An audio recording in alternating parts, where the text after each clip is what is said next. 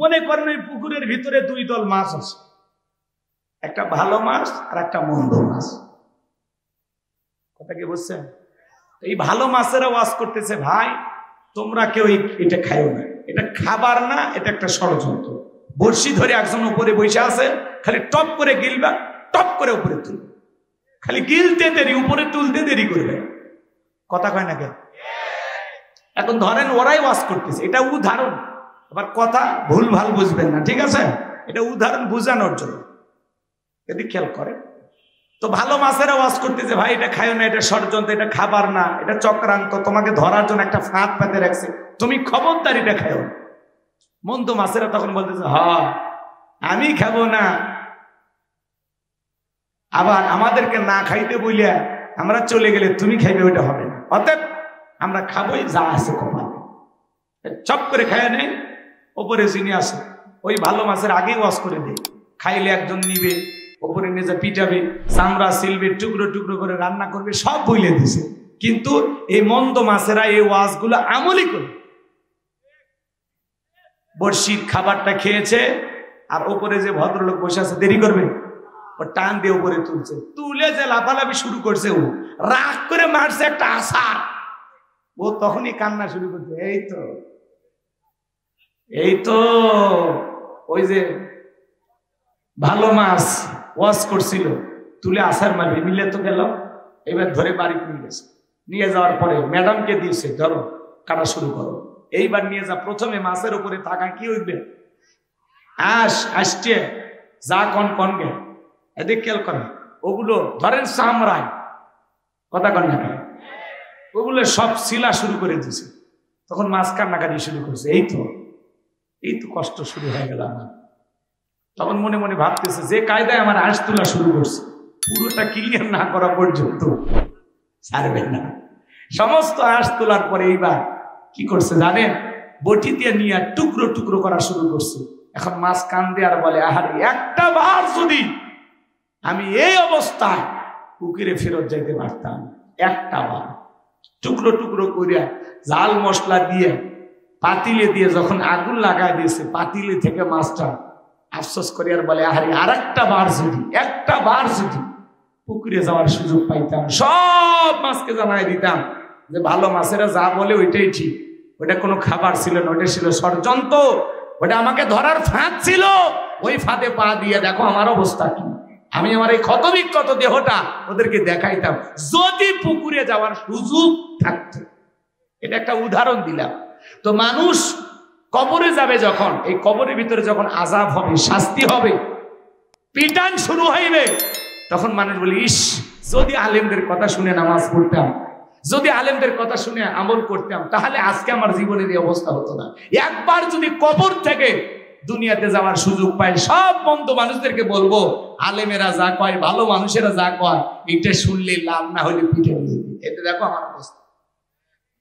একটা মানুষ যদি ওই কবরে জাহান্নামের আগুন যখন জ্বলে, ওই অবস্থায় যদি একটা মানুষ বের হয়ে আসতে পারত, তাহলে আপনারা বুঝতে পারতেন যে আযাব কত ভয়ঙ্কর, কত কঠিন। ভাই আমাদের এই কথাগুলো যাদের ভালো লাগতেছে না, ওই যে বললাম, আফসোস করে সেদিন কোনো লাভ হবে না। মসজিদের ইমাম সাহেব, ঈদগাহের খতিব সাহেব, ওলামা ইকরাম সবাই মাইক ধরে ধরে বলে, ভাই ভালো হন, পরিবর্তন হন, নামাজি হয়ে যান, আল্লাহওয়ালা হয়ে যান, নেক আমল করেন, কোরআন পড়েন, কোরআন হাদিস দিয়ে জীবন করেন, সমাজ করেন, রাষ্ট্র করেন। এই কথাগুলো তো ভালো লাগে। হুজুর আমার কবরে আমি যাবো বলে আপনার টেনশন, ওটা ফেরেশতার সাথে মারামারি করেন, শক্তি কি আমার কম আছে নাকি? পরকালে তোমার শক্তি কোনো কাজে আসবে না। যে কবরে চলে গেল তার চাইতে অসহায় আর কেউ নেই। সাবধান। আমার কথা কি বিরক্ত হয়েছেন? তাহলে একটু বিবেক দিয়ে ভাববেন। এই যে মাছের উদাহরণ দিয়ে আপনাকে যেটা বুঝাইলাম, ওইটা বুঝলেই আপনার জীবনটা পাল্টে যেতে পারে। হুবহুব কবরে গেলে আপনার সাথে তাই হবে।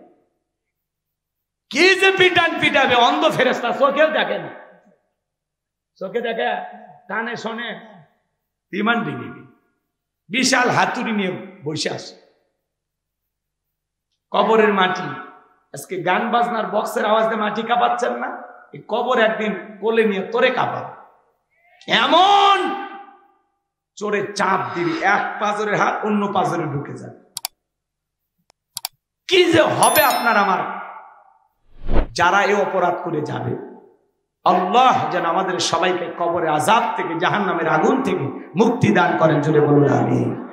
আরেকটু জোরে বলেন আমিন। কারা কারা 5 ওয়াক্ত সালাত সঠিকভাবে আদায় করবেন, 2 হাত তুলে দেখান। আল্লাহ আমাদের সবাইকে 5 ওয়াক্ত নামাজি বানায় দেন। একটু জোরে বলেন আমিন। আরেকটু জোরে বলেন আমিন। এই যে পাইকারি ধরে যে হাত তুললেন, ওয়াদা ঠিক থাকবে তো ইনশাআল্লাহ? মানে ওয়াদার বেলায় ঠিক আছে, পালন করুক আর না করুক। মন খারাপ করেছেন আপনারা সম্মানিত ভাইয়েরা আমার, এই জন্য বাজান আল্লাহর লাযীনা হুম ফি সালাতিহিম খাশিউন, যারা নিজেদের সালাত বিনয়ের সহিত নম্রতার সহিত আল্লাহর ভয় নিয়ে আদায় করে। আপনি আমি সালাত আদায় করব একমাত্র কার ভয়ে? আরেকটু জোরে বলেন কার ভয়ে? সালাত আদায় করবেন, মনে মনে খেয়াল করবেন আমি নামাজ আদায় করতেছি, আমার আল্লাহ আমাকে দেখতেছেন। আপনি সালাত আদায় করবেন আর মনে মনে এটা খেয়াল করবেন আমি নামাজ আদায় করতেছি, আমার আল্লাহ আমার সামনে দাঁড়িয়ে আছেন। সালাত আদায় করবেন আর মনে মনে খেয়াল করবেন এই জোহরের সালাত আমার জীবনের শেষ সালাত, আমি আসর পর্যন্ত নাও জীবিত থাকতে পারি। কথা বলেন ঠিক কিনা?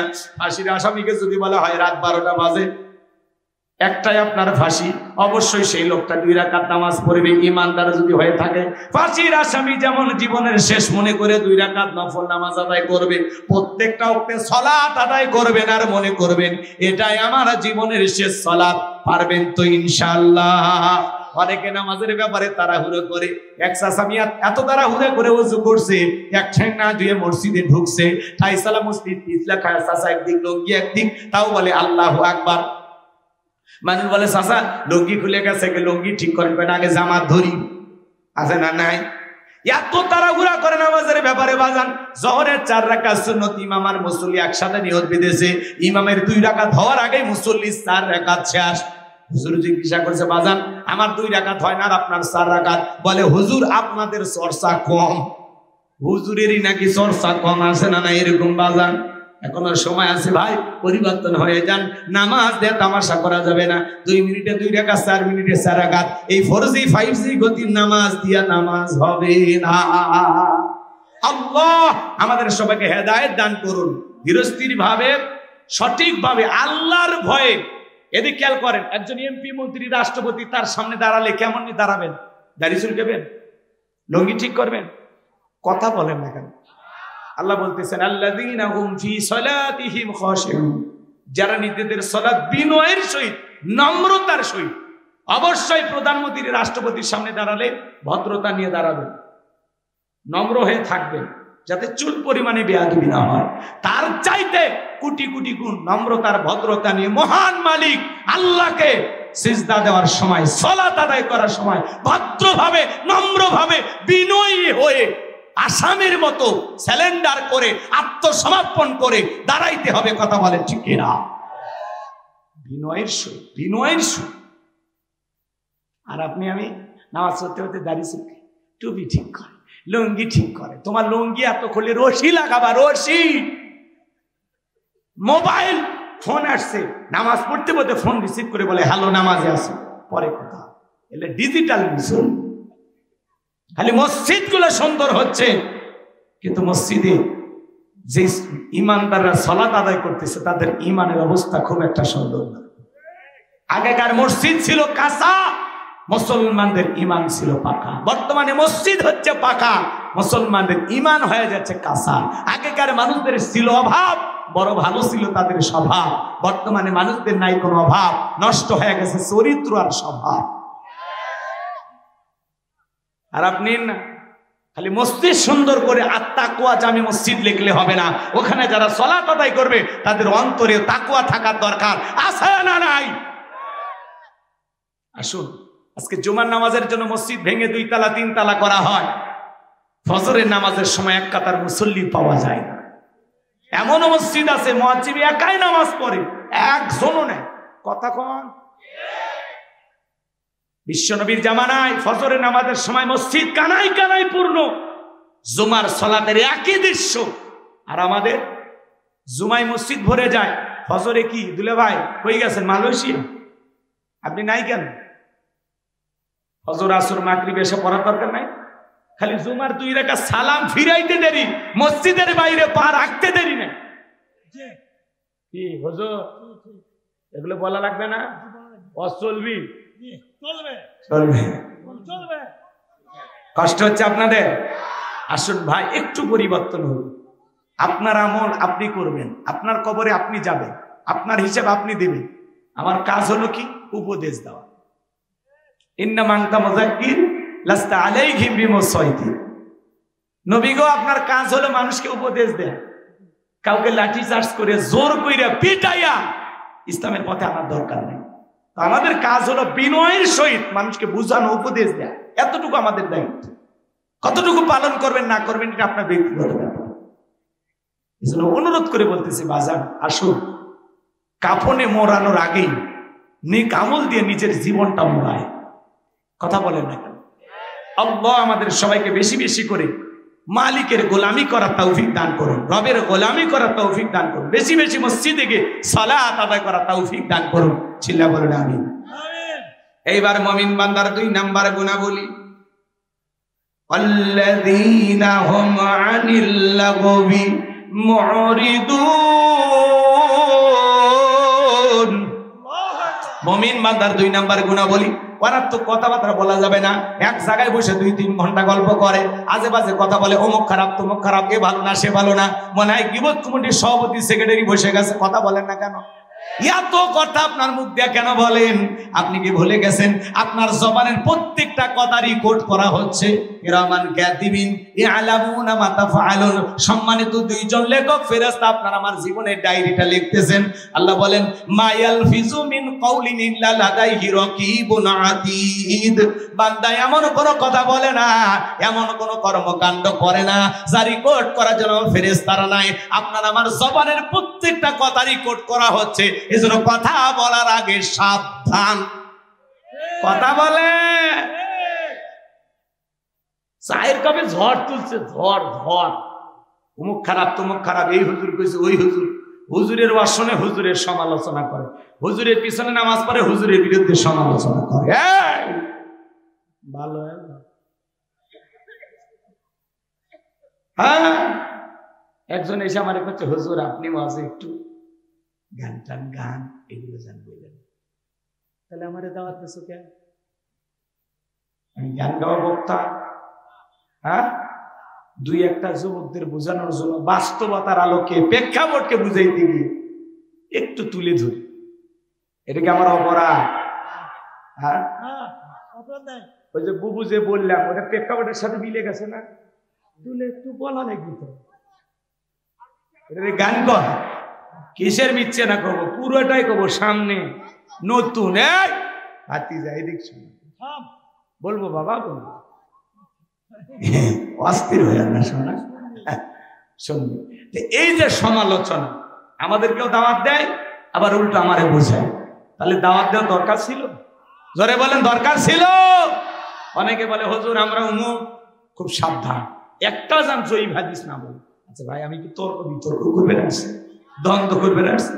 আমি এসছি বয়ান করবো, আমার সিস্টেমই তাই। আমি আমার বয়ানে কোনো উল্টাপাল্টা পাবেন না, আমি কাউরে গালিও দেই না, উল্টাপাল্টা কথা বলি না, কোরআন এবং সুন্নাহর ভিত্তিকে কথা বলার চেষ্টা করব। আল্লাহ যেন সারাটা জীবন এইভাবে বলার তৌফিক দান করেন। একটু জোরে বলুন আমিন। আহলে হাদিসের 3 দিন ব্যাপী ইজতেমা হয় ময়মনসিংহ, সেখানে আমি প্রথম দিনে 2-3 বার ওয়াজ করছি। এই জন্য আপনাকে ওইভাবে বলা লাগবে না। এখন চিন্তা করেন, জেলা জুড়ে একটা বিশাল ইজতেমা হয়, সেখানে যদি আমি চান্স পাই, আমি সন্ধ্যাবাড়ি মাদ্রাসা নিয়ে ভাবতেছেন, লাখ লাখ মানুষ হয়, লাখ লাখ। এই জন্য ভুল বুঝবেন না, আমরা সবাই একই। সম্মানিত ভাইয়েরা আমার, এই জন্য সমালোচনা করা যাবে না। অকুন্না নাখুদু মাল খায়িরিন, যারা সমালোচনাকারী এরা যাবে জাহান্নামে।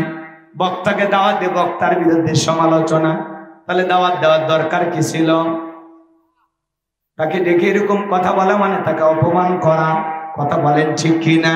এই জন্য ভাবিয়া করিও, কাজ করিয়া ভাবিও না। দাওয়াত দেওয়ার আগে চিন্তা করা লাগবে, মালটা দেশি না বিদেশি, আমাদের সাথে মাল মেলে না মেলে না। ওই কথা চিন্তা ভাবনা করে আপনাকে দাওয়াত দিতে হবে। কথা বলেন ঠিক কিনা? আর আমার সব কথা যদি সহ্য না করতে পারেন, খামাকা দাওয়াত দিয়ে কেন স্লিপ দেন? কথা কন, পুরো ওয়াজ শুনে নিয়ে আসবে। এটা বলা যাবে না, ওটা বলেন কি ওই পরিবেশ আর আছে? আপনার কান পড়াশোনার টাইম আছে। এখন আমরাই সরকার, এখন তো অন্তর্বর্তীকালীন সরকার না, এখন তো প্রধানমন্ত্রী কেউ নাই। এজন্য পুরো দেশ যত জনগণ আছে সবাই সরকার। আর পুরো দেশ আমাদেরকেই দেখভাল করে রাখা লাগবে, যাতে নতুন করে স্বাধীনতা হাইজ্যাক করার জন্য তৃতীয় শক্তি যেন জোর করে না বসতে পারে। কথা বলে ঠিক এরা। এখন সবাই মিলেমিশে থাকতে হবে। সরকার একাই পারবে দেশ চালাইতে, আমাদের সহযোগিতা না থাকলে এটা বোঝা যায়। সবাই আছে কি? না না, ওইটা না, ওইটা না। যেটা বলতেছেন হুজুর আপনার এমপি, না ওইটা না। আমরা বলতেছি মিলেমিশে থাকবো, কেউ যেন অশান্তি সৃষ্টি না করতে পারে। এই মানে আমরা সবাই মিলেমিশে থাকবো। সরকার যারা আছে ভবিষ্যতে কাদেরকে বানাবেন এটা আপনাদের বিষয়, ওইটা আপনারা চিন্তা ভাবনা করে রাখেন।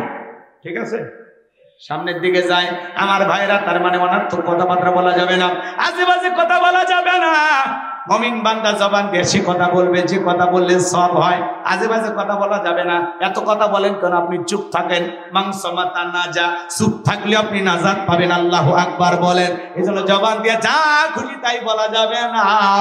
জবান দিয়ে কথা বলার আগে একটু হিসাব করার দরকার আছে না? না, তাহলে মুমিন বান্দা জবান দিয়ে কথা বলবে ততটুকু প্রয়োজন, যতটুকু প্রয়োজনের অতিরিক্ত কথা বলা যাবে না। মুমিন বান্দার 2 নম্বরে গুণাবলী, অনার্থক কাজ করা যাবে না। মুমিনের টাকা হলে মুমিন সিনেমা হল বানাবে না, যাত্রা গানের আয়োজন করবে না, গানের কনসার্ট দেবে না, মদের বাদ দিবে না, সিনেমা হল বানাবে না। মুমিনের টাকা হলে মুমিন মসজিদ বানাবে, মাদ্রাসা বানাবে, ঈদগাহ মাঠ বানাবে, কবরস্থান বানাবে, রাস্তার মধ্যে ফলের গাছ লাগায়া দেবে, পুকুরের ঘাট বানায় দিবে, গরিব দুঃখী মানুষের মাঝে কম্বল বিতরণ করবে, গরিব দুঃখী অসহায় মানুষের মুখে খাবার তুলে দিবে। মুমিনের টাকা ভালো কাজে ব্যয় হবে। কথা বলেন ঠিক কিনা? আর ওরা এ দেশের মানুষের টাকা নিয়া, যেই দেশের মানুষ খাইতে পারে না, ডাস্টবিনের খাবার পুড়ে খায়, রেল স্টেশনে বাড়ি নাই, ঘর নাই, ঘুমায়। কত নারী 500 টাকার বিনিময়ে দেহটা বিক্রি করে নিজের পেটের খাবার জোগাড় করে। সেই দেশে যারা ভাস্কর্যের নামে বিলাসিতা করে 4,500 কোটি টাকা খরচ করেছে, প্রত্যেকটা টাকার হিসাব একদিন আল্লাহর কাছে দিতে হবে। এই ভাস্কর্য বানায় কি করেছেন? 5 আগস্টে এই ভাস্কর্যের মাথায় উঠে মানুষ পেশাব করছে। আপনার বাবার সম্মান কমছে না বাড়ছে? ওই ভাস্কর্য না বানায়া এই দেশে কত মসজিদ মাদ্রাসা দুরবস্থা। যদি মসজিদ মাদ্রাসাগুলো সুন্দর করে দিতেন, কত গরিব এতিম অসহায় খাইতে পারে না, তাদের মুখে যদি খাবার তুলে দিতেন, কত মানুষের বাসস্থান নাই, বাসস্থানের যদি ব্যবস্থা করে দিতেন, কত বেকার যুবক আছে তাদের যদি কর্মস্থানের ব্যবস্থা করে দিতেন, 4,500 কোটি টাকা দিয়া দেশের কল্যাণে, ইসলামের কল্যাণে যদি ভালো ভালো কাজ করতেন, বিকাশ হয়ে আপনার বাবার কবরে সব পৌঁছে যেত। আর আপনারা বলেন ভাস্কর্য, এটা মুসলমানের কালচার না, এটা মুসলমানের সংস্কৃতি না। কথা বলে ঠিক এরা, এগুলো ইহুদি মুশরিক বেঈমানদের কালচার। কথা বলে ঠিক এরা ভাস্কর্য বানায়, রাস্তার মোড়ে লিখে রাখেন সুবহানাল্লাহ, আলহামদুলিল্লাহ, আল্লাহু আকবার, লা ইলাহা ইল্লাল্লাহ। যত মানুষের নজর পড়বে, আল্লাহকে স্মরণ করবে, তাসবিহটা পাঠ করবে, আপনার আমলনামায় সব লেখা হবে। যিনি তিলাওয়াত করবেন তার আমলনামাতে সব লেখা হবে। আনা কইরা কি বানায় না বানায় খুঁজে পায় না। ঠিক রাগ করতেছেন আপনারা? ভাস্কর্য আমরা বানাবো না। আগামীতে যারা আসবেন তাদেরকে আমরা বলবো, খবরদার এগুলো বানাইয়া টাকা নষ্ট করবেন। ওই টাকা দিয়ে দেশের যুবকদের কর্মস্থানের ব্যবস্থা করতে হবে, অসহায় মানুষদের জন্য কাজ করতে হবে। কথা বলেন ঠিক কি না? রাগ করেন? আমার কথা কি রাগ করেন? খারাপ কিছু কইলাম? ভাইয়েরা আমার, গভীর মনোযোগ দিয়ে কথাগুলো শুনবেন। তাহলে মুমিন বান্দা সমাজে সেই কাজ চালু করবে যেই কাজ চালু করলে সব হবে। জোরে বলেন কি হবে? হে যুবক, মুমিন বান্দার 2 নাম্বার গুণাবলী, অনার্থক জিনিস শ্রবণ করা যাবে না। কানের ভিতর ইয়ারফোন লাগায় গান শোনো, রূপবানে নাচে কমর দোলাইয়া, আল্লাহর ফেরেশতারা কবরে এনে পিটাবে ঝোলাইয়া ঝোলাইয়া। সিরাজগঞ্জের এক যুবক রেল লাইন পার হয়ে যায়, কানের ভিতরে ইয়ারফোন লাগাইয়া ট্রেনে এসে ধাক্কা মেরে 3 টুকরা করে থুয়ে গেছে। মরার পরেও কানের ভিতরে ইয়ারফোন লাগানো ছিল। এখন কবরে যা, ফেরেশতারা তোর জায়গা মতো বাদ্যযন্ত্র বাজাবে। কথা বলেন ঠিক কি না? এই কান আল্লাহ গান শোনার জন্য দেয় নাই। হক্কানি ওলামায়ে কেরামদের বয়ান শুনতে হবে, ইসলামী সঙ্গীত শুনতে হবে, কোরআন তেলাওয়াত শ্রবণ করতে হবে। কথা বলেন ঠিক কি না? এইজন্য মুমিন বান্দার 2 নম্বরে গুণাবলী, ওয়াল্লাযীনা হুম আনিল লাগবি মুরিদুন।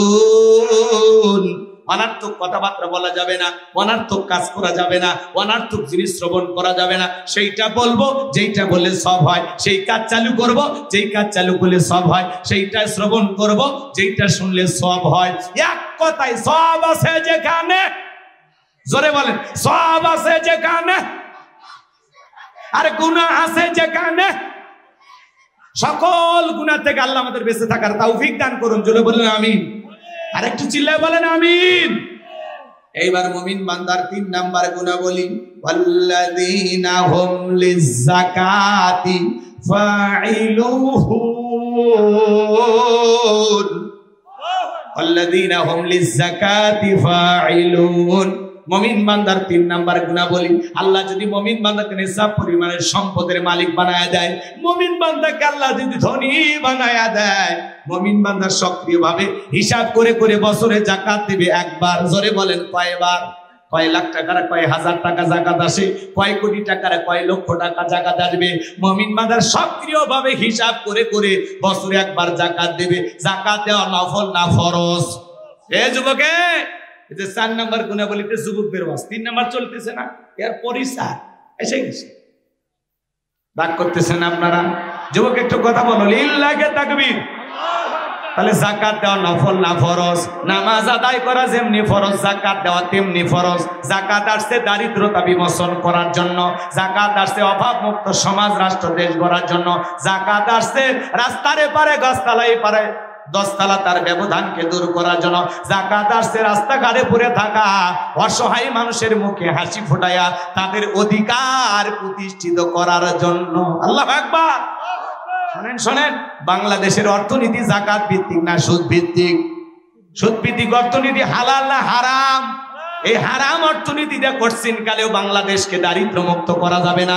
যত নেতাই চাপাবাজি করুক, সুদ ভিত্তিক অর্থনীতি দিয়া বাংলাদেশকে কোন নেতা দারিদ্র মুক্ত করতে পারবে না।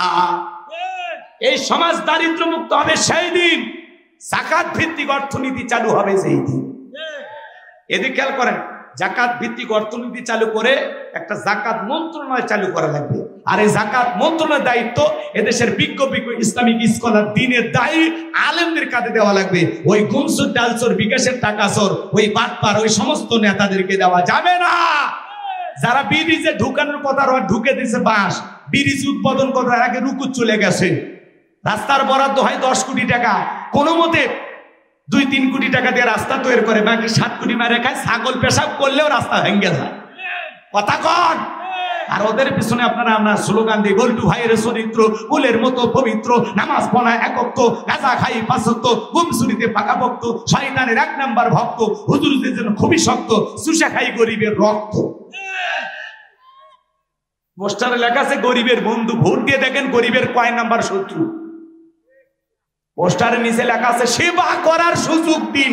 আসলে ওইটা না লেখে লেখা লাগবে বড় লোক হওয়ার সুযোগ দিন। কারণ নির্বাচনের আগে একটা সাইকেল কেনার টাকা নাই, সেই নেতা নির্বাচনে পাশ করে গাড়ি বাড়ি, শহরে একটা বাড়ি, ঢাকায় একটা বাড়ি। বাপ রে বাপ, এত টাকা পায় কোথায়? জিব্রাইল দিয়ে যায়। রাতে ধনী হয়ে যায়। এক এমপি মন্ত্রী লক্ষ লক্ষ কোটি টাকা, 11 লক্ষ কোটি টাকা দুর্নীতি করে বিদেশে পাচার করেছে। এক এমপি মন্ত্রী 5 কোটি 10 কোটি টাকা দামের গাড়িগুলো গ্যারেজে পড়ে আছে, এমপি মন্ত্রী নাই। হাজার হাজার বিঘা জমি জোর করে দখল করেছিল, আজকে হলে কুত্তে ঘুরিচ্ছে, নেতা নাই। কথা বলেন। বড় বড় কথা বলতে এমপি মন্ত্রী আছে। মন্ত্রীরা সব কোথায় গেল? এমপিরা সব কোথায় গেল? কোথায় কাদের কাকা? ওদের সারা দেশটা এখন লাগে ফাঁকা ফাঁকা। পালাবো না প্রয়োজনে। আছে কি ডায়লগ? পালাবো না। কি ডায়লগ দিতে আছে পালাবো না যাই না তাদের দেখা, ওদের সারা দেশটা এখন লাগে ফাঁকা ফাঁকা। আইন মন্ত্রী আটকে গেল আইনেরই ফাঁকে, দাড়ি সারা দরবেশটারে ভণ্ড ভণ্ড লাগে।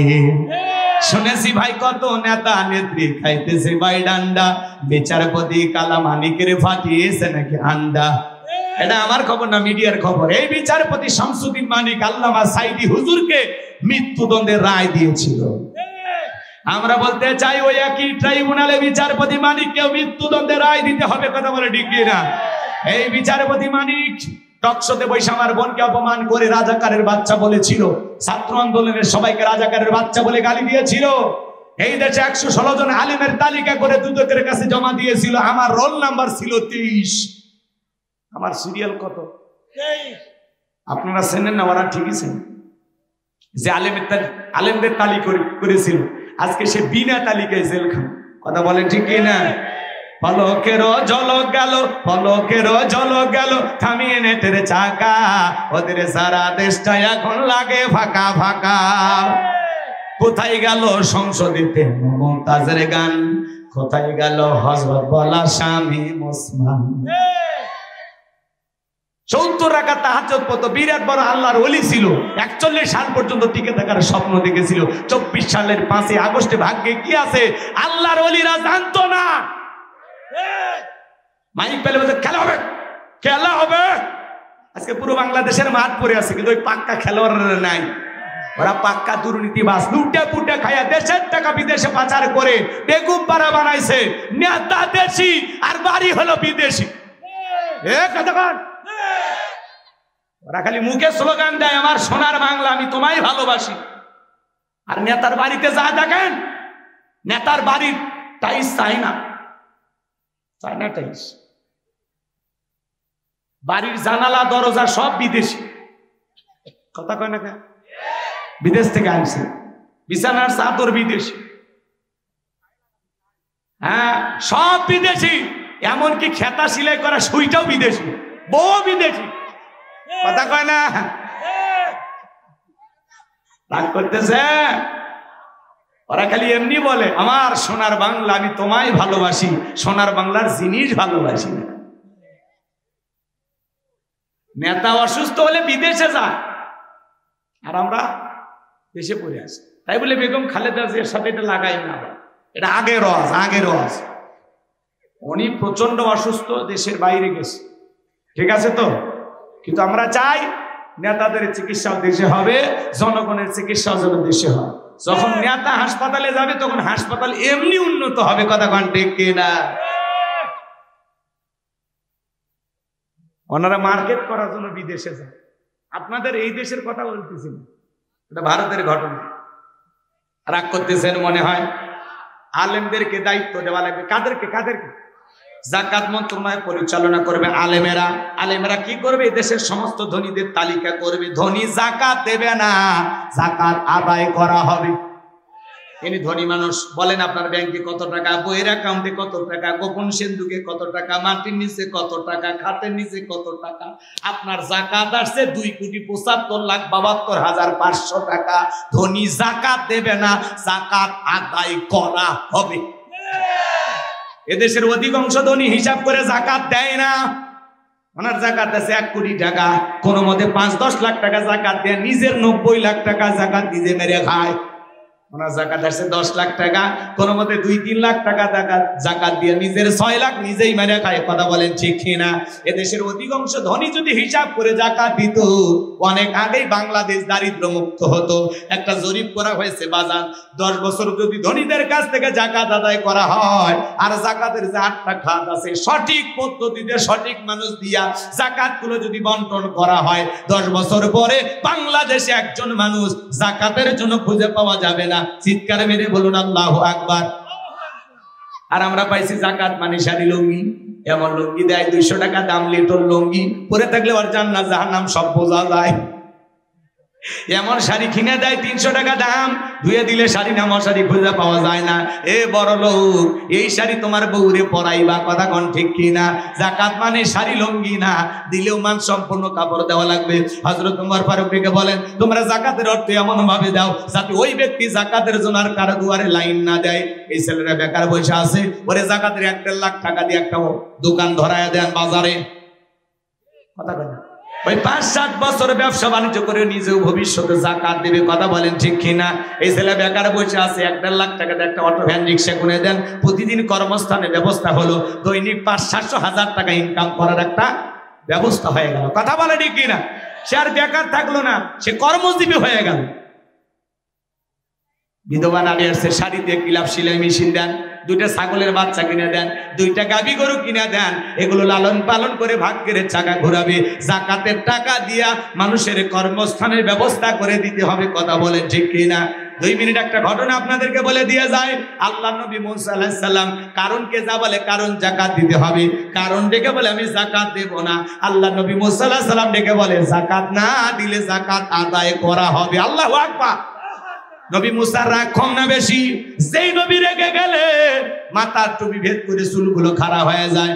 এইবার কারণ ডেকে বলে পয়গাম্বার রাগ করা লাগবে না, কত টাকা দেওয়া লাগবে? নবী মুসা ডেকে বলে 2.5% বলে ঠিক আছে যান, আমার একটু হিসাব নিকাশ করার সুযোগ দেন। এইবার কারণ হিসাব নিকাশে বৈশা গেল। এই কারণকে আল্লাহ পাক এত সম্পদ দিয়েছিল বাজান, 70টা উট লাগতো চাবি বহন করতে। চাবি যদি এত হয় তালা কত, আর তালা যদি এত হয় সিন্ধুকে মাল কত, ছোট মাথায় ধরবে না। কারণ এইবার হিসাব নিকাশ করে দেখে সারাদিন সারা রাত হাজার হাজার কর্মচারী দিয়া যদি যাকাতের টাকা বিলানো হয়, এরপরে টাকা শেষ হবে না।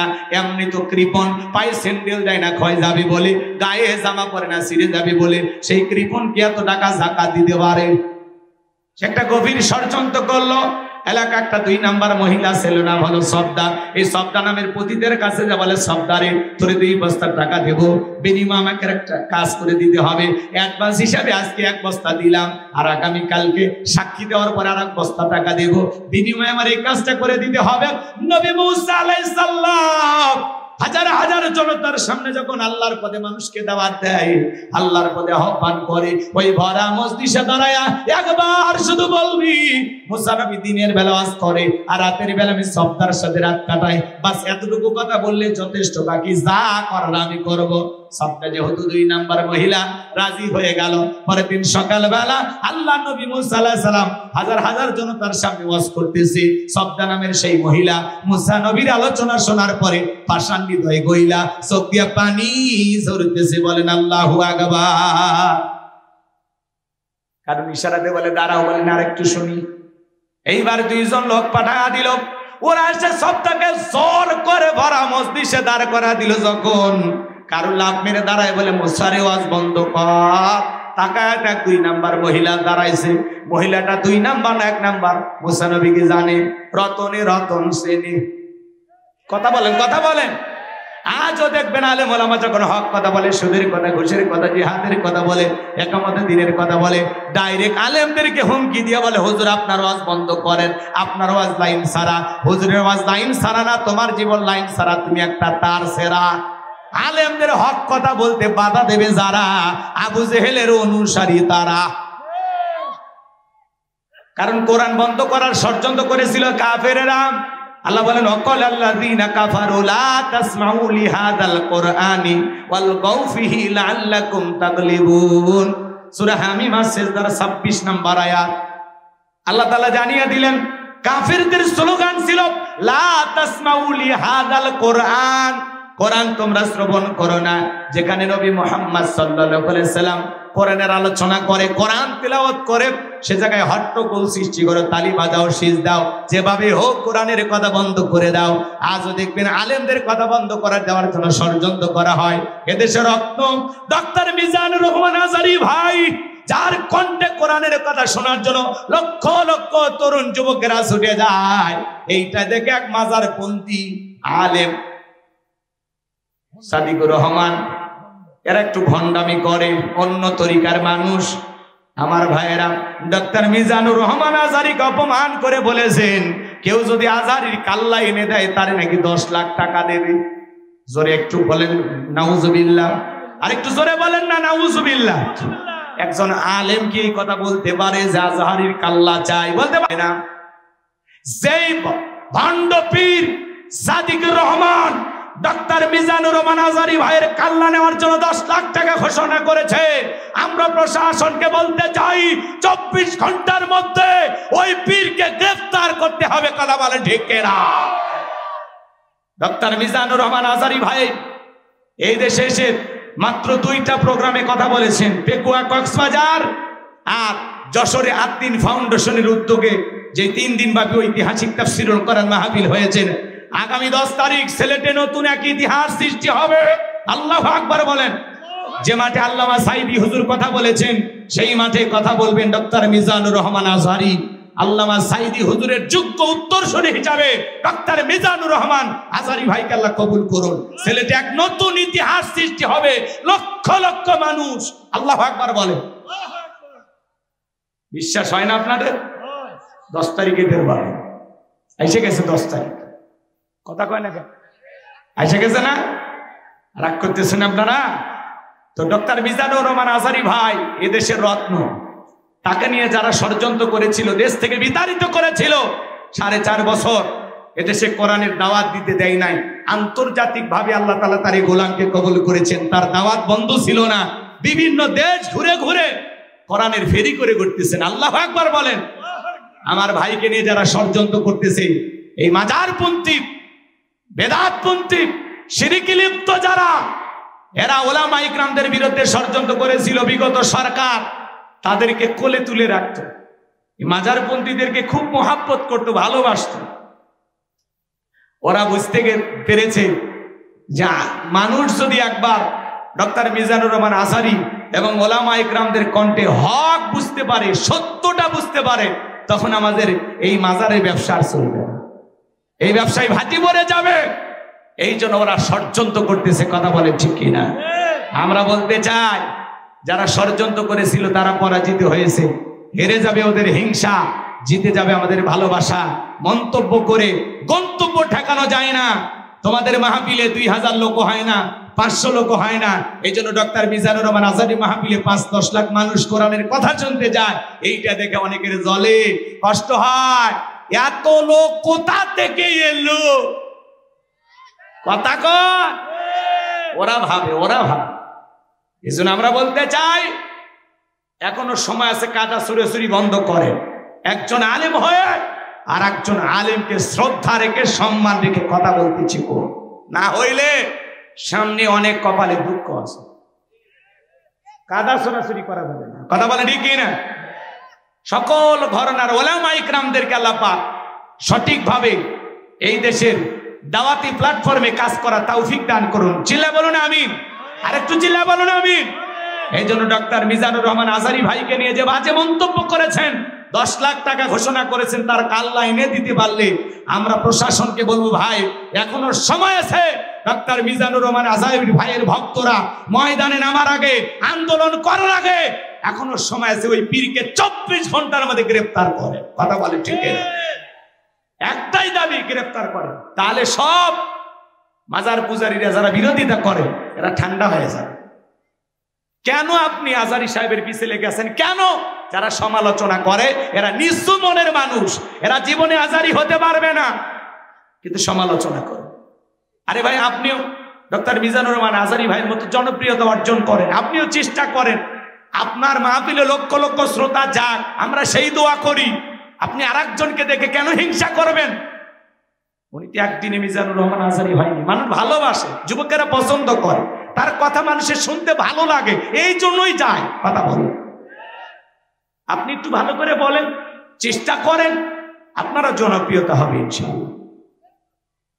রাগ করতেছেন? এগুলো জনপ্রিয়তা দেখলে অনেকের হিংসা হয়। কি হয়? হিংসা খুব খারাপ জিনিস। হিংসার আগুনে জ্বলে পুড়ে আপনি শেষ হয়ে যাবেন, কিন্তু আজহারী ভাইয়ের জায়গায় থাকবে। এই ধরনের 2-4টা ভণ্ড পীরের কথা বকবকিতে আর বাতাসে আজহারী ভাইয়ের কিচ্ছু হবে। আল্লাহু আকবার বলেন। আল্লাহ পাক যেন আমার প্রিয় ভাই ডক্টর মিজানুর রহমান আজহারী ভাইকে সকল ষড়যন্ত্রের হাত থেকে হেফাজত করেন। চিল্লে বলেন আমিন। ওনার কথা সহ্য করার মতো শক্তি অনেকেরই নাই। কথা কয় না কেন? রাগ করতেছেন মনে হয়। আমার ভাইয়েরাম, এদেশের মানুষ আলেমদেরকে কলিজাতে মহব্বত করে।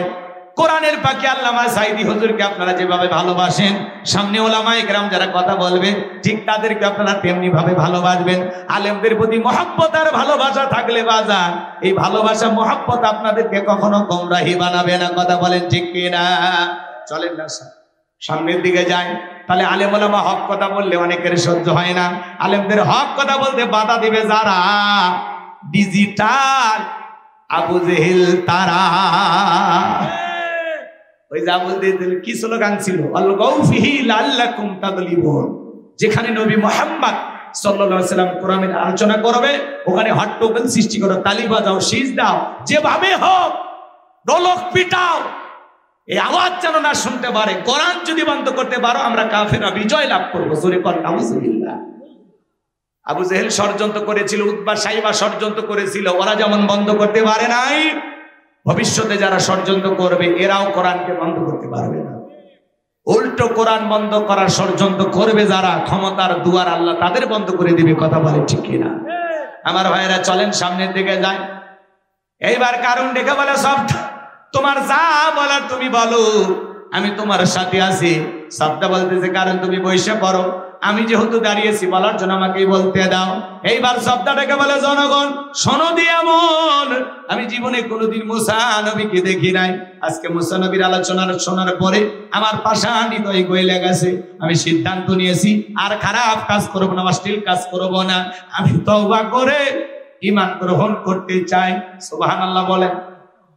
আলেমদের ওয়াজ শুনে বেনামাজি নামাজি হয়ে যায়, সুদখোর ঘুষখোর ভালো হয়ে যায়, চোর ডাকাত ভালো হয়ে যায়, দাড়ি কাটা যুবকটা দাড়ি রাখে, বেপরদায় চলা মা বোনেরা পর্দা করে। কথা বলেন ঠিক কিনা?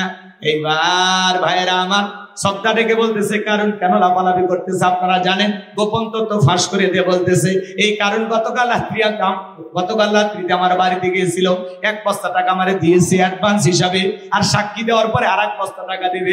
বিনিময়ে আমাকে এই কথা বলতে হবে, নবী মুসা দিনের বেলা ওয়াজ করে আর রাতের বেলা আমি সবটার সাথে রাত কাটায়। আপনাদেরকে সাক্ষী রেখে বলতেছি, মুসা নবীর চরিত্র ফুলের চাইতেও পবিত্র। ওই কারণ হলো আমি সবটার নিয়মিত ভক্ত। বলুন আল্লাহু আকবার। ওয়া মাকারু ওয়া মাকারাল্লাহ আল্লাহু খায়রুল মাকিরিন। খেলাকার যে গর্ত করেছে নিজের গর্তে নিজেই পড়েছে। কথা বলেন ঠিক কি না? এজন্য বাজান, কোরআনের পাখি আল্লামা সাঈদী হুজুরের বিরুদ্ধে যাদেরকে সাক্ষী বানানো হয়েছে তারা বারবার বলেছে আল্লামা সাঈদী হুজুরের কোনো অপরাধ ছিল না। কথা বলেন ঠিক কি না? হিন্দু মানুষ পর্যন্ত সাক্ষী দিয়ে বলেছে উনি 2 বার এমপি ছিল। মায়ের কোলে শিশু যেমন নিরাপদে ছিল, আমরা তেমনি নিরাপদে ছিলাম।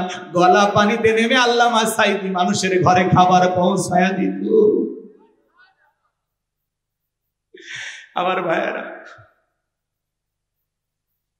এইবার শব্দা বলতেছে, সব তত্ত্ব যখন শব্দা ফাঁস করে দিল, নবী মুসা রাগান্বিত হয়ে ডেকে বলে, আল্লাহ, চাইতে গেছিলাম যাকাত, আর এত বড় ষড়যন্ত্র মেনে নেওয়া যায় না।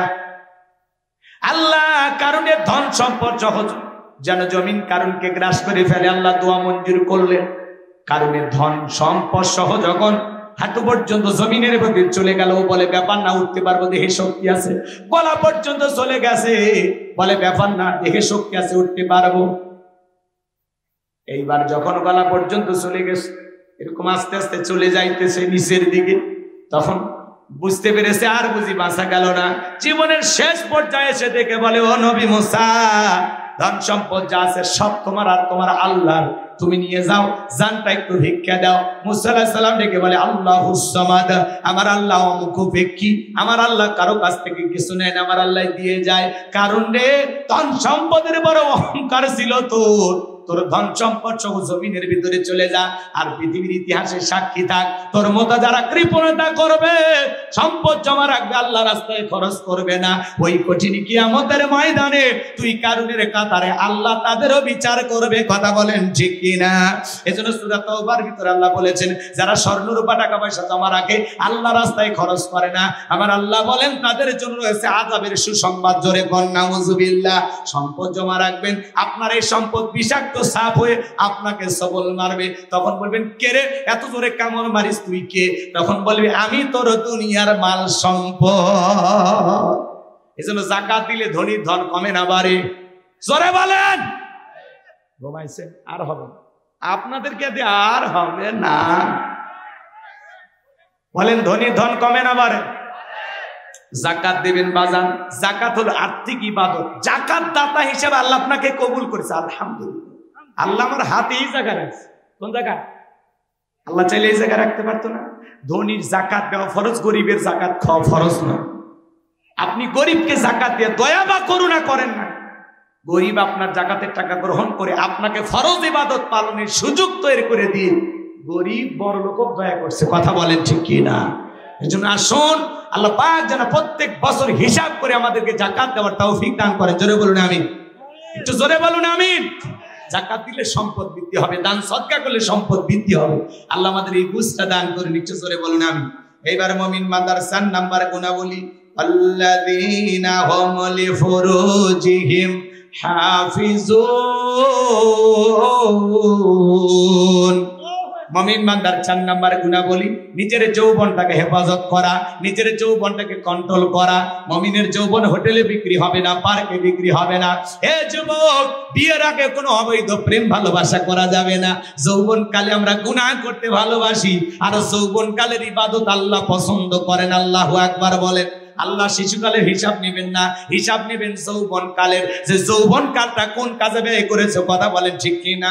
ওয়াল্লাযীনা হুম লিফুরুজিহিম হাফিজুন। নিজের যৌবনটাকে কন্ট্রোল করা, নিজের যৌবনটাকে সংযত রাখা। হাদিস শরীফের ভিতরে বিশ্বনবী বলেছেন, তোমরা যদি 2টা জিনিসের হেফাজত করতে পারো, 2টা জিনিস কন্ট্রোল করতে পারো, একটা হলো 2 চলের মাঝখানে থাকা নরম জিহ্বা, আর 2 উরুর মাঝখানে থাকা লজ্জাস্থান।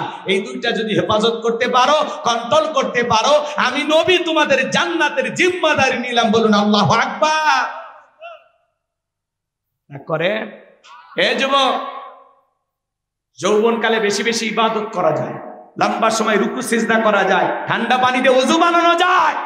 বৃদ্ধ চাচা পৌষ মাস মাঘ মাস পরে গেছে, রাত 2টা বাজে, যদি বলেন চাচা 2000 টাকা দেবো, পুকুর থেকে একটু গোসল করে, তখন ভাতিজা যে শীত পড়ছে, গোসল করে 2000 টাকা নেওয়ার মতো শক্তি থাকবে তো?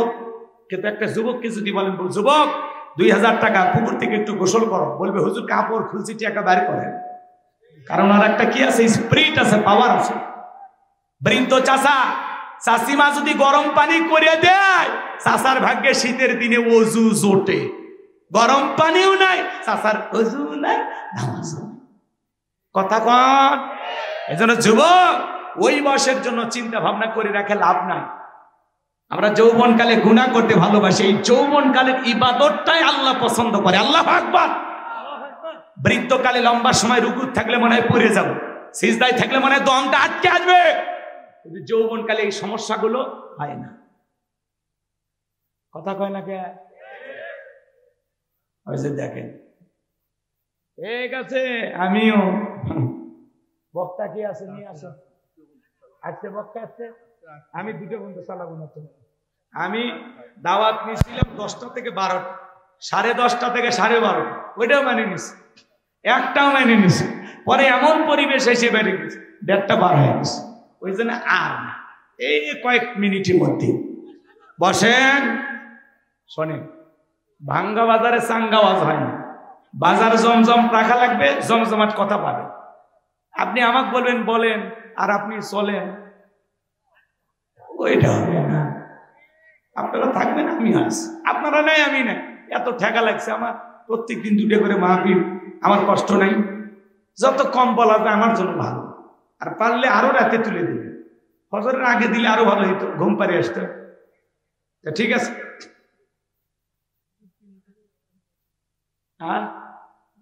কোন পীর আছে এলাকা? কষ্ট হচ্ছে আপনাদের? যুবক, এই 10টা মিনিট দিবেন না আমারে? শোনেন এদিক খেয়াল করেন। যুবক খেয়াল করে, এদিকে খেয়াল করেন।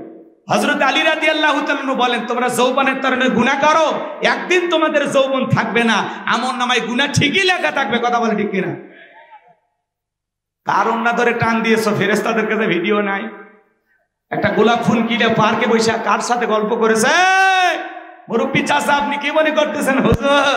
এলে আমার না, আপনারও বয়স ছিল 22 বছর 25 বছর। ওই যে সময়গুলো, ওই যে সারেকান্দি যায়া সোয়েলা নৌকা চড়িয়া ওই যে চরের ওই পাশে, ওই যে কাশফুলের ওই সাইডে, সেই দিনের কথা মনে আছে?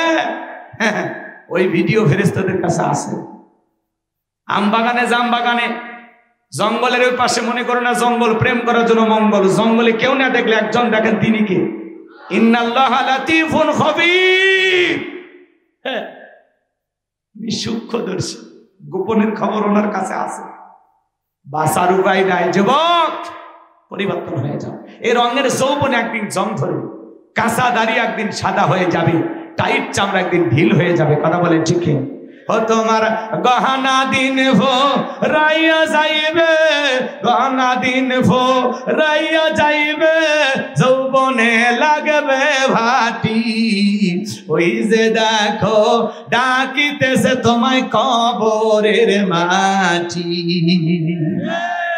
যেদিন সন্ধ্যার আগে ডুববে রে বেলা, 1 মিনিটেই ভেঙ্গে যাবে তোমার রঙেরই মেলা।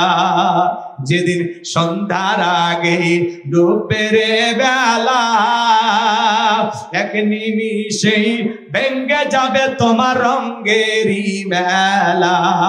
কারে দিবা তুমি জোরে ধমক, কারে দিবা তুমি জোরে ধমক, কার মাথায় ভাঙবা লাঠি। ওই যে দেখো ডাকিতেছে তোমায় কবরের মাটি।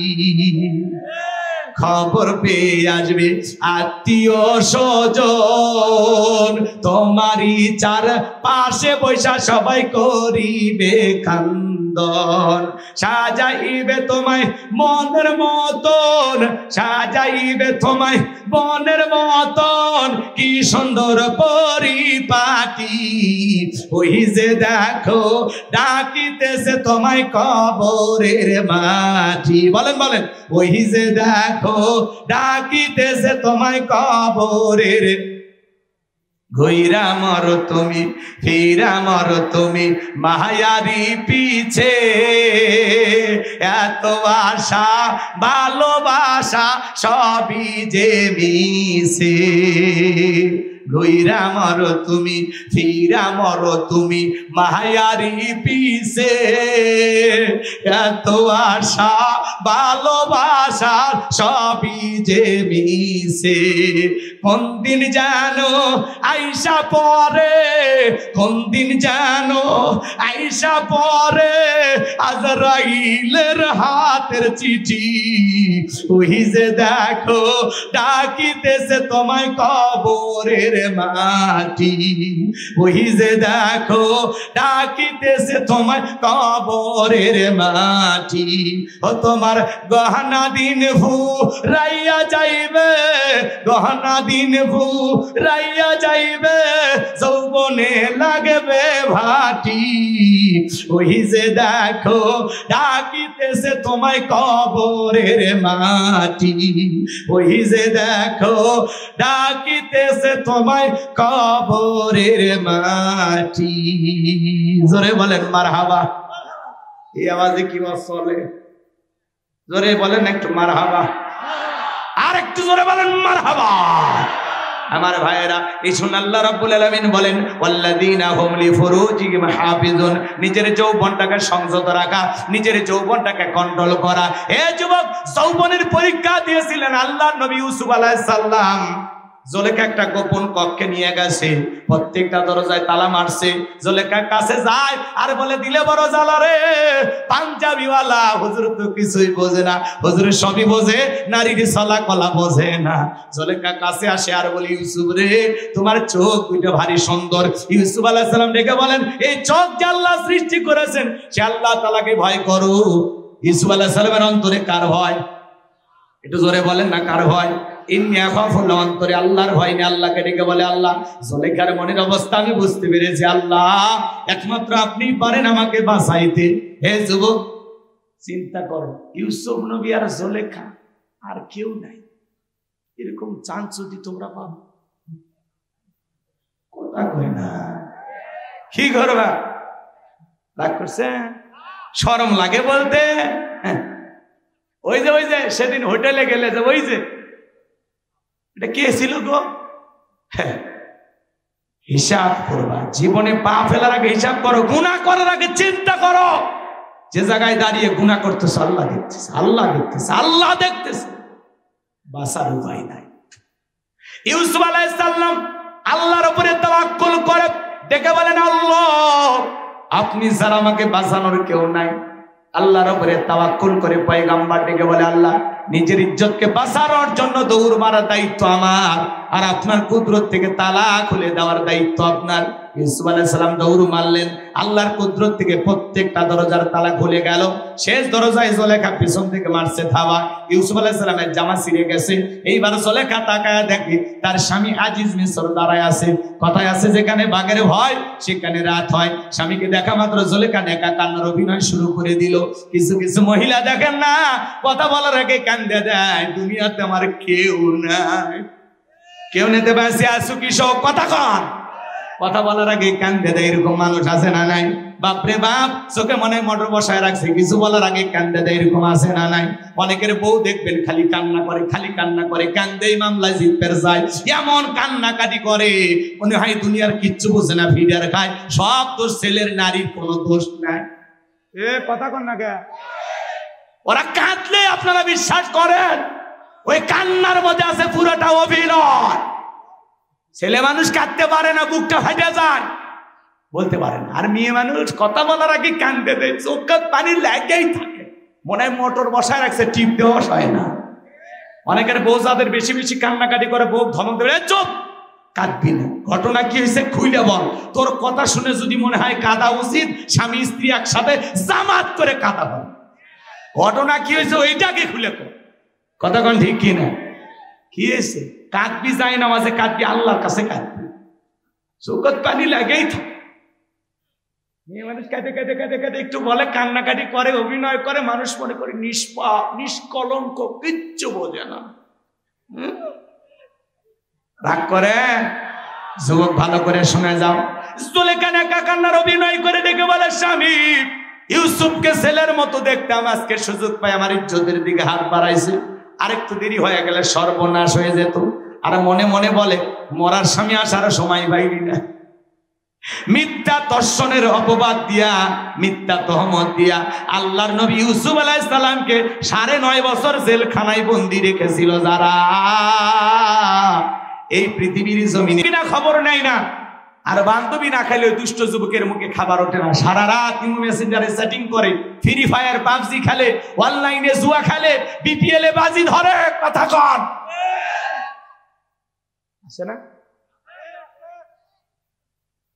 মোবাইলটা পাইয়া শয়তানের কারখানা খুলে বসে গেছে, যা মনে চায় উল্টা পাল্টা সব করে। সারা রাত ইমো মেসেঞ্জারে সেটিং কইয়া ফজরের আজান হয় যখন, ওই হাইব্রিড যুবক ঘুমাইতে যায় তখন নামাজও পড়ে না। হে যুবক, এই ঘুম ভাঙলে সকাল, না ভাঙলে পরকাল, কথা বলে ঠিক না? কেমন করে ঘুমাও তুমি, ওরে যুবক কেমন করে ঘুমাও তুমি, ফজর করে কাজা, এমন তো হতে পারে ও তোমার জহরে জানাজা, এমন তো হতে পারে ও তোমার জহরে জানাজা, কথা বলে ঠিক না? যুবক আর কত ঘুমাবি, পরিবর্তন হয়ে যাও। আল্লাহ যুবকদের হেদায়েত দান করুন। একটু জোরে বলেন আমিন। গভীর নিশিতে সিজদা দিয়ে চোখের পানি ছেড়ে দিয়ে আল্লাহ তাআলার কাছে কান্নাকাটি করতে হবে বাজান। নবীর এমন সাহাবী ছিল 2 রাকাত নামাজ পড়ে সারা রাত কাটায় দিয়েছে। আপনার জীবনে এরকম কি 2 রাকাত সালাত পাওয়া যাবে যে হুজুর 2 ঘন্টা ধরে আমি 2 রাকাত নামাজ পড়েছিলাম, পাওয়া যাবে? আমাদের নামাজ 2 মিনিটে শেষ। 2 রাকাত 2 মিনিট, 4 রাকাত 4 মিনিট, 4G 5G গতি নামাজ। কথা বলেন ঠিক কি না? সামনে দিকে যায় বাজান, আরো কিছু কথা বলতে যায়। গভীর নিশীথে সিজদা দিয়ে চোখের পানি ছেড়ে দিয়া আল্লাহর কাছে কেঁদে কেঁদে বলতে হবে রব্বানা সরিফ আন্না আযাবা জাহান্নাম ইন্না আযাবাহা কানা গরামা। হে আমাদের রব, ওই কঠিন ভয়ঙ্কর জাহান্নামের আগুন থেকে আমাদের মুক্তি দাও। ওই জাহান্নামের আযাব শাস্তি সহ্য করার ক্ষমতা আমাদের নাই। ইন্নাহা সাআত মুস্তাকাররাও ওয়া মুকামা।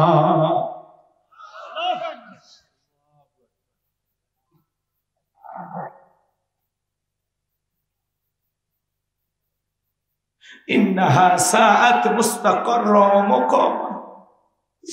নিশ্চয়ই আবাসস্থল হিসেবে, বসতির জায়গা হিসেবে ওই জাহান্নাম কতটা নিকৃষ্টতম একটা স্থান। জাহান্নাম সুখের জায়গা না, যন্ত্রণার কারখানা। এই আয়াতগুলো যখন যারা কোরআনের সঠিক তাফসীর ব্যাখ্যা বোঝে, এরা যখন তিলাওয়াত করে চোখের পানি ছেড়ে দিয়ে নামাজেই কেঁদে দেয়, নামাজেই কান্না করে। আর আমাদের হুজুর আয়াত কি পড়ে, জান্নাতের না জাহান্নামের? হুজুর কাঁদেও না, মুসল্লিও বোঝে না। কথা বলে না? হুজুর যদি একটু জাহান্নামের আয়াত তিলাওয়াত করতে গিয়ে একটু হালকা কণ্ঠটাকে নরম করতেন, সুরের ভিতরে একটু কান্নার ভান করতেন, তখন কি মুসল্লিরা বুঝতো যে হুজুর মনে হয় কিছু একটা বুঝাইতে চাচ্ছে। হুজুরের তো এইভাবে জাহান্নাম নিয়ে চিন্তা ভাবনা নাই। হুজুর তো মনে করে এক পা দিয়েই রাখছি জান্নাতে। কথা কয় না কেন? কিসের দরকার?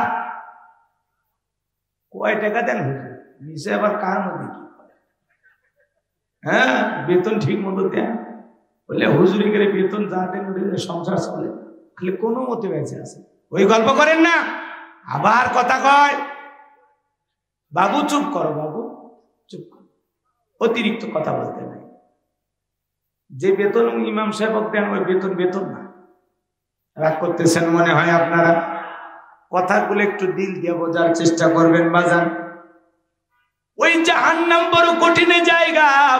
আল্লাহ রাব্বুল আলামিন বলেন ইন্না জাহান্নামা কানাত মিরসাদা লিত্তাগিনা মাআবা লাবিসিনা ফিহা আহকাবা লা ইয়াযুকুনা ফিহা বারদাও ওয়ালা শারাবা ইল্লা হামিমাও ওয়া ওয়াসাকা। সূরা নাবের ভিতরে আল্লাহ পাক জানিয়ে দিলেন ইন্না জাহান্নামা কানাত মিরসাদা, নিশ্চয়ই জাহান্নাম ফুলসিরাতের কিনারায় ওতপ্রোত রয়েছে। শিকারী ধরার জন্য যেমন ফাঁদ পাতা হয়, ফুলসিরাতের কিনারায় জাহান্নাম ওতপ্রোত রয়েছে। এটা হলো আল্লাহর অবাধ্য গোলামদের থাকার আবাসস্থল। এখানে তারা যুগের পর যুগ বসবাস করবে। একটা মানুষ কত লক্ষ বছর, কত কোটি বছর জাহান্নামের আগুনে জ্বলবে, তার সঠিক ইলমের জ্ঞান আছে কার কাছে? ওই জাহান্নামের আগুনে মানুষগুলো জ্বলতে জ্বলতে পুড়তে পুড়তে চেহারা হয়ে যাবে কয়লার মতো কালো। জাহান্নামের আগুন দুনিয়ার আগুনের চাইতে 70 গুণ বেশি। হে বাজার, জাহান্নামের আগুন সহ্য করার ক্ষমতা আপনার আমার নাই। ওই জাহান্নামের আগুনে মানুষ জ্বলতে জ্বলতে পুড়তে পুড়তে চেহারা হয়ে যাবে কয়লার মতো কালো। জাহান্নামের আগুন যখন দিকের ভিতরে জ্বলবে, মনে হয় কলিজাটা পুরো ছাই হয়ে যাবে। জাহান্নামীরা যখন ক্ষুধার্ত হয়ে খাবার প্রার্থনা করবে, আল্লাহ তখন বলবে যাও আমার জাহান্নামী বান্দাদেরকে খাইতে দাও কাঁটা যুক্ত ফল, যেই ফলের নাম হলো যাক্কুম। এই কাঁটা যুক্ত ফলটা যখন জাহান্নামীদেরকে দেওয়া হবে, ওরা খাবার মনে করে যখন গলার ভিতরে দেবে, ওই কাঁটাযুক্ত ফল গলার মাঝামাঝি আটকে যাবে বাজার, ভিতরেও যাবে না, বাইরে বাজবে না। যত গলা নাড়াচাড়া করবে কাঁটাগুলো ফুটবে আর ফুটবে, যন্ত্রণায় ছটফট করবে। আল্লাহ জাহান্নামী বান্দাকে এই ফল খাওয়াইতে দিয়েছে ক্ষুধা মেটানোর জন্য না, জাহান্নামী বান্দার শাস্তি আরো বেশি বাড়ানোর জন্য।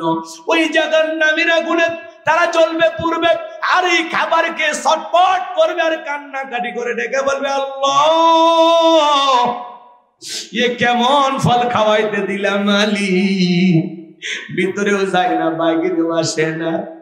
ওরা তখন বলবে, মনে মনে ভাববে দুনিয়াতে গলায় কিছু আটকে গেলে পানি খাইলে ভালো হয়। ওরা তখন পানি পানি বলে চিৎকার মারবে।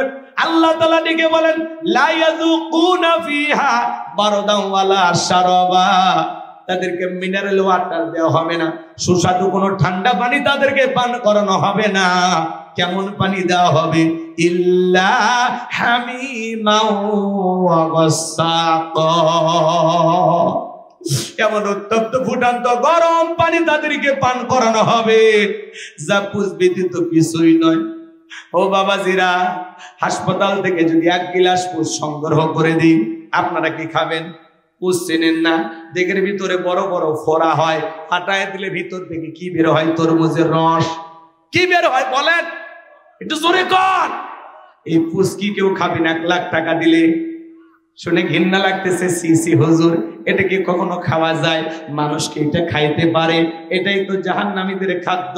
সূরা নাবা আয়াত নাম্বার 25 আল্লাহ তাআলা বলেন, ইল্লা হামিমাও ওয়া গাসসাকা, এমন উত্তপ্ত ফুটান্ত গরম পানি তাদেরকে পান করানো হবে, যা পুষ ব্যতীত কিছুই নয়। ওই পুষওয়ালা দুর্গন্ধওয়ালা পানি যখন জাহান্নামীরা পান করবে, জাহান্নামীর লাড়ি ভুঁড়িগুলো গলে গলে পড়ে যাবে, চেহারার সামনে নিলে চেহারাটা ঝলসে যাবে, দেখরে গোস্তে গুলো খসে খসে পড়বে বাজার। দরিয়া নামের এমন একটা খাবার জাহান্নামীদেরকে দেওয়া হবে, যে না পুষ্টি যোগাবে না ক্ষুধা মেটাবে। জাহান্নামে যে কত ধরনের আযাব আর শাস্তি দেওয়া হবে বাজার, 2-3 ঘন্টা আলোচনা করলে শেষ হবে না। আমি জাহান্নাম নিয়ে এত কথা আপনাদের সামনে বলতে চাই না, এতটুকু শুধু বলতে চাই, বলেন তো বাজান, জাহান্নামের শাস্তি ঘটেছে না ঘটবে? বলেন না, বলেন না। আমরা কেউ জাহান্নামে গেছি? হ্যাঁ, এখনো আমলের মাধ্যমে নিজেকে জান্নাতে নিয়ে যাওয়ার সুযোগ আছে না আমাদের হাতে? এই জন্য আল্লাহ তাআলা অগ্রিম বার্তা পাঠিয়েছেন, সাবধান করে দিয়েছেন, বান্দাকে সতর্ক করে দিয়েছেন, বান্দা জাহান্নামের ভিতরে এই আযাব আছে, এই শাস্তি আছে, সাবধান। নবী রাসূলের দাওয়াত দিয়েছেন, ওলামায়ে কেরাম দাওয়াত দিচ্ছে, সাবধান করতেছে, এখনো সময় আছে, ওই জাহান্নামের আগুন থেকে নিজেকে বাঁচাও। কথা বলে ঠিক কিনা? কিন্তু আলেমদের এই কথাগুলো তো আপনাদের মজা লাগে না। এই যে দেখেন, জাহান্নামের কথা শুনে উঠে যায়, এরা তো জান্নাতের টিকিট পাইছে, সবগুলো জান্নাতের টিকিট পাইছে। ওই যে দেখেন, ওর বগলে নিচে জান্নাতের টিকিট। ভালো কথা ভালো লাগে না।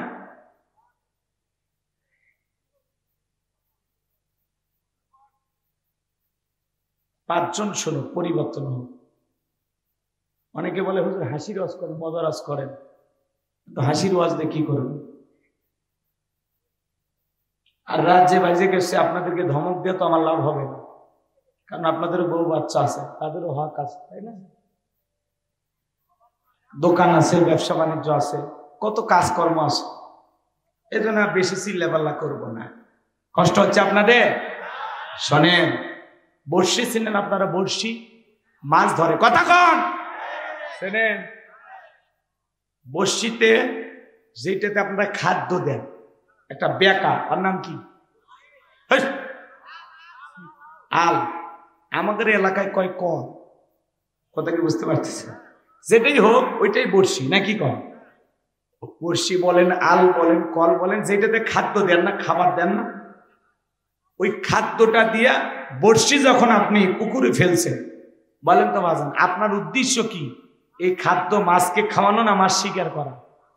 তার মানে এটা মাছের জন্য কি জানেন? ষড়যন্ত্র। কথা কয় নাকি? রাগ করেন? শোনেন না, আমাদেরকে ধর্ষণের আসামি বানায়া জেলখানায় পাঠাবে যারা, এই যুগের জলেখা তারা। কথা বলে।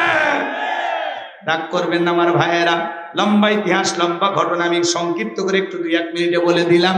হে যুবক, তোমাদের পায়ে হাত দিয়ে অনুরোধ করে বলে যাই রে যুবক, তোদের পা দুটো আগায় দে সোনা ভাই, আমি তোমাদের 2টা পা ধরে বলে যাই, খবরদার পুলিশে ধরলে বাঁচবি, র্যাবে ধরলে বাঁচবি, কিন্তু কোন নারীর ছলনার ফাঁদে, মায়ের জালের উপরে জালে, মিষ্টি কথার ফাঁদে একবার যদি পা আটকে যায়, ফান্দে পড়িয়া ভোগা কান্দে রে, সারা জীবন কেঁদেও ওই কালনাগিনীর বিষাক্ত সবল থেকে তোরা বাঁচতে পারবি না। ওরা ছেলেদের ভালোবাসে না, ওরা ছেলেদের মন নিয়ে ব্যবসা বাণিজ্য করে, যে যত দামি গিফট করে তারে তত বেশি ভালোবাসে। মেয়েদের রং, মেয়েদের মনের রং আকাশের রং ধনুর মতো মুহূর্তে মুহূর্তে পরিবর্তন হয়। মেয়ে যে কারে ভালোবাসে নিজেও জানে না। বিদায় বিয়ের আগে অবৈধ কোনো প্রেম প্রীতি কইরা বান্ধবীকে গিফট দিয়া ফকির হইও না।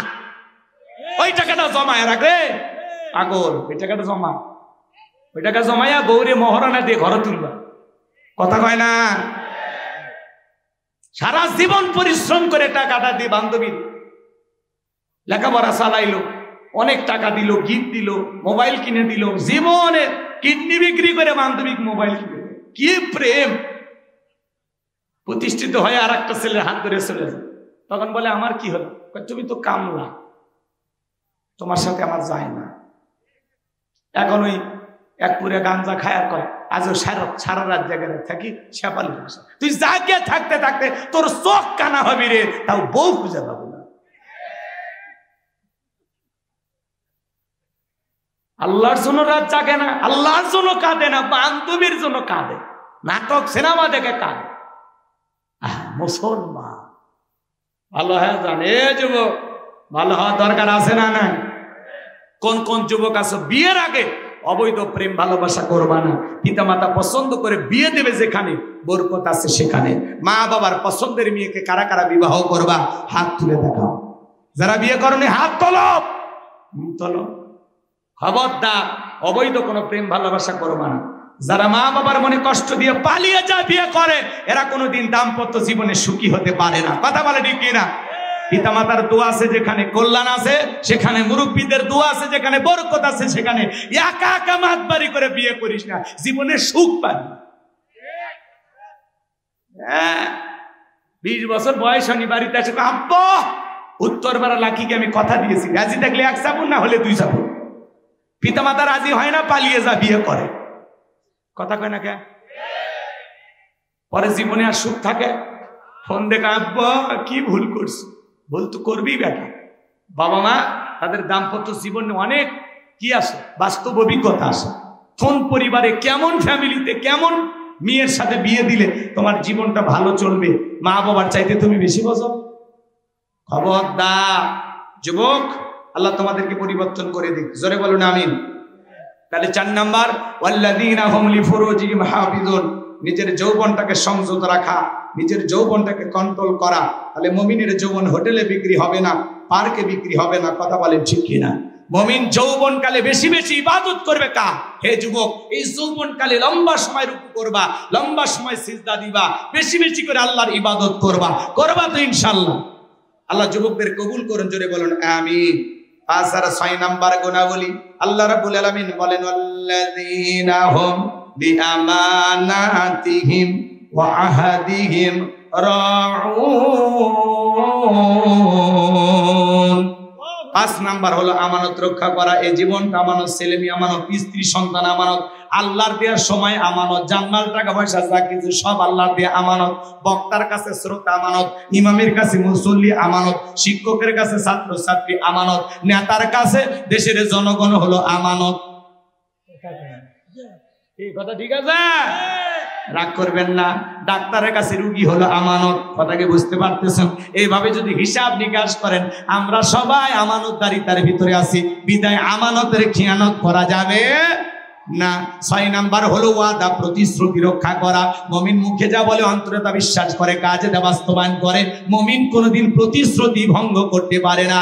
মুখে যা বলবেন অন্তরে তা বিশ্বাস করবেন, কাজে তা বাস্তবায়ন করবেন।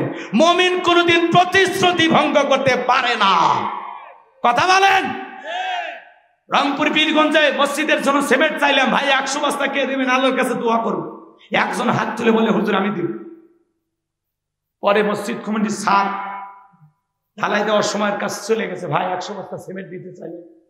হুজুর এমন ভাবে বলছিল আবেগের ঠেলা হাত তুলছে, আমি দিব 1 বস্তা। তাহলে বলেন তো ওরা ওয়াদা কি ঠিক আছে? মাহফিলে এসে ওয়াদা দেয় 4 বস্তা 5 বস্তা সিমেন্ট দেবো, 1-2 হাজার টাকা দেবো। হুজুর মাদ্রাসার হুজুর, মসজিদের ইমাম স্যান্ডেল ক্ষয় যায়, তা ওর পকেটের টাকা বার হয় না। কথা কন না কে? এলে ওয়াদা না ভণ্ডামি? ওয়াদা ঠিক রাখবেন, মুখে যা বলবেন অন্তরে তা বিশ্বাস করবেন, কাজে তা বাস্তবায়ন করবেন। মুমিন কোনদিন প্রতিশ্রুতি ভঙ্গকারী হতে পারেন না। সামনে কিন্তু ওয়াদা দেওয়ার মৌসুম আসবে, নেতাদের আবির্ভাব ঘটবে, ওরা এসে মাইক ধরে ওয়াদা দেবে। বাপরে বাপ, ওয়াদা দিতে দিতে 152টা তালিকা।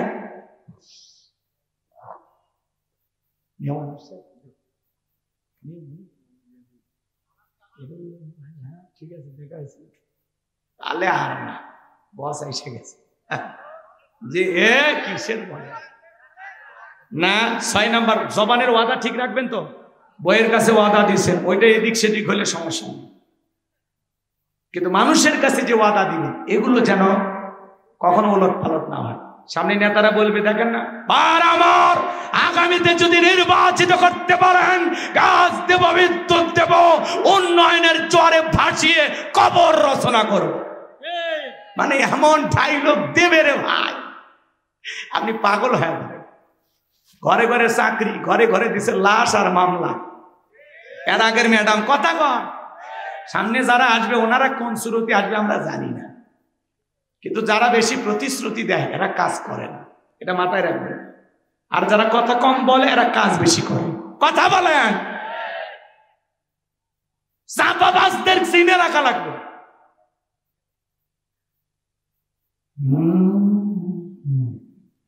ঠিক আছে, ঠিক আছে, ইশারায় কাজ করে না, বুঝে শুনে সৎ, যোগ্য, ভালো, নির্ভীক। যে মসজিদের ইমামদার, এদিক যে মসজিদের মেম্বারে দাঁড়িয়ে ইমামতি করে, আপনাদের সুন্দর করে নামাজ পড়া, উনি যদি মসজিদের ইমাম হতে পারেন, সমাজের ইমাম হলে দোষ কি? কথা কন। মসজিদের টাকা মেরে খাই হুজুর, খায় না, পারলে নিজে দান করে। কথা কন ঠিক কিনা? আল্লাহ বোঝার তৌফিক দান করে, এটির জোরে বলেন না আমিন। 7 নাম্বার, ওয়াল্লাযীনা হুম আলা সালাওয়াতিহিম ইউহাফিজুন। 7 নাম্বার হলো যত্ন সহকারে সালাত আদায় করা। যে ব্যক্তি আসর পরে মাগরিব পর্যন্ত মসজিদে মন টাঙানো থাকে, মাগরিব পরে এশা পর্যন্ত মসজিদে মন টাঙানো থাকে, শুধু একা নামাজ পড়লে হবে না, স্ত্রী সন্তানদেরকে নামাজি বানানোর দরকার আছে না নাই? পৃথিবীর সফল বাবা তারা নিজের ছেলের হাত ধরে মসজিদে নিয়ে যায় যারা। কথা বলেন, কথা বলেন। শুধু একা নামাজ পড়লে হবে না, একটা পরিবারে 4 জন সদস্য সবাই যদি নামাজ পড়ে, ভালো লাগে না, খারাপ লাগে? সূরা তাহরিমের 6 নম্বর আয়াতে আল্লাহ তাআলা স্পষ্ট করে জানিয়ে দিয়েছেন, হে ঈমানদারগণ, নিজেরাও জাহান্নামের আগুন থেকে বাঁচো, তোমার আহল পরিবার পরিজন যারা আছে তাদেরকে জাহান্নামের আগুন থেকে বাঁচানোর চেষ্টা করো। কথা বলেন ঠিক কি না?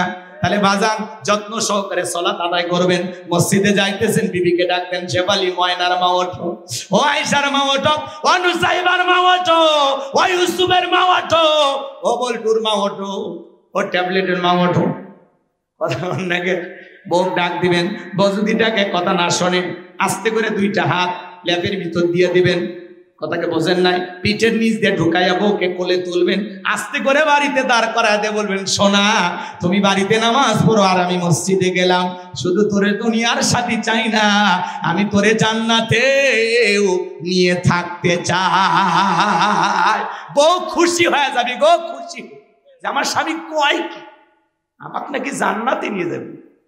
কতক্ষণ কি বউ নামাজ পড়ে না ওইটা বলার দায়িত্ব নাই? বউ পর্দা করে না বলার দায়িত্ব নেই? তোমার বউ বেপর্দায় বাহিরে ঘরে, আর তুমি চাইয়া থাকো তুমি পুরুষ। বউ পার্সোনাল জিনিস, পাবলিসিটি করার জিনিস না, একা দেখার জিনিস। কথা কম। আজকে যুব সমাজকে ধ্বংস করছে এই মোবাইল। এই মোবাইলের ওজন কম, কিন্তু মোবাইলের মাধ্যমে পাপের ওজনটা অনেক বেশি। কথা কয় না? ধ্বংস করছে না মোবাইল। সারা রাত ল্যাপের ভিতরে দেখে নিয়মান উঠছে। 7 নাম্বার, যত্ন সহকারে সালাত আদায় করুন। পারবেন তো ইনশাআল্লাহ?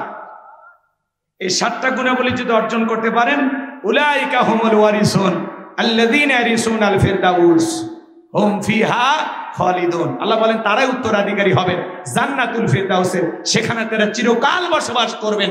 আল্লাহ কোনোদিন জান্নাত থেকে বের করে দেবেন না। চিৎকার মেরে বলেন সুবহানাল্লাহ। কারা কারা জান্নাতুল ফিরদাউসে যেতে চান, এই 7টা গুণাবলী আমল করতে চান, হাত তুলে দেখান।